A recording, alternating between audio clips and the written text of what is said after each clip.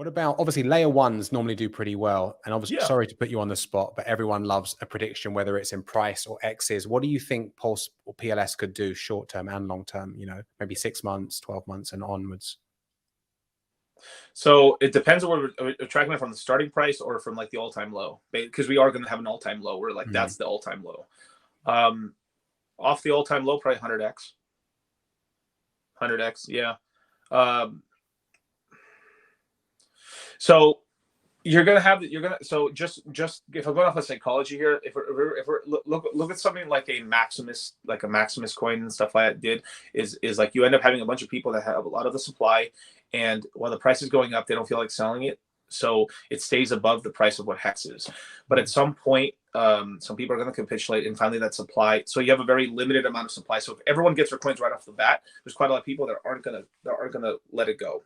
So most of those coins are going to come onto the market just basically through impermanent loss, through an LP or something like that, or essentially if finally like the price gets to a certain point, or some big whale essentially sells enough of it that breaks the confidence, and then finally some people capitulate and start selling, right? So you had a lot of people that were holding onto their hex at 18 cents, 11 cents as an example, and then finally once we broke around 10 cents, people just started saying, fuck it, I'll sell it. And then we got to 3 or 2.6 cents as the low.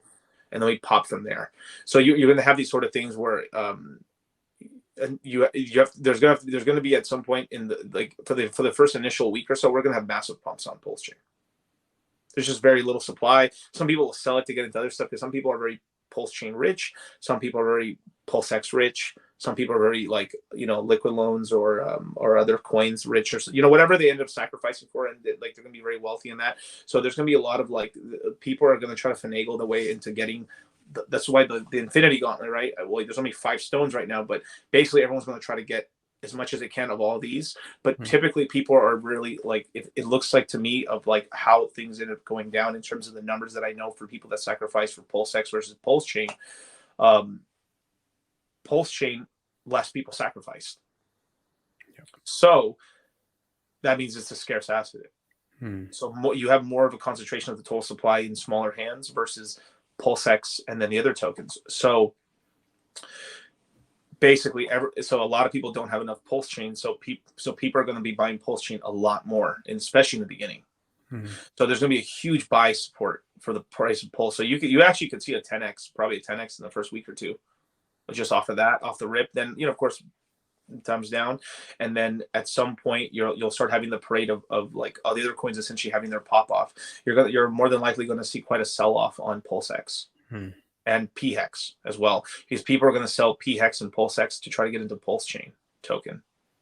Yeah. So if you're a PulseChain holder, you're going to be doing pretty good. Now, here's a little tip right here for you guys. So once you guys got some of those gains, you got to remember, like, you have to look at like what one PulseChain. Shout out to all the Moon Gang, baby. but you have to see that one token can get you for the other two. So you also got to remember, just because you have a lot of PulseChain, remember that you're going to have a big pump at some point on PulseX, PHEX, Hex, Mintra, well, eventually once you guys, I think you're guys launching like 2 months after or something, like if I remember correctly, unless that's changed, but you can tell me after. But remember like that. Yeah, you have to. You want to get you can get these nice gains. The only time I would actually sell some PulseChain is actually just to acquire some of the other the gauntlet coins, as well as what I call the Holy Trinities, which are like the very good coins versus like be very like, and you can make a lot of money in these coins, but this is like the parade of shit coins, which is the dark triad coins, which are these. There's going to be these very enticing shit coins and scam tokens and meme coins. They're going to try to take like there's quite a dark period of shit coinery that's going to happen on PulseChain, which is good and bad. It brings a lot of money and into the space, but there's going to be a lot of projects launching where their main goal is to extract all the PulseX, PHEX, PulseChain, liquid loans token from your pocket. That's the main goal.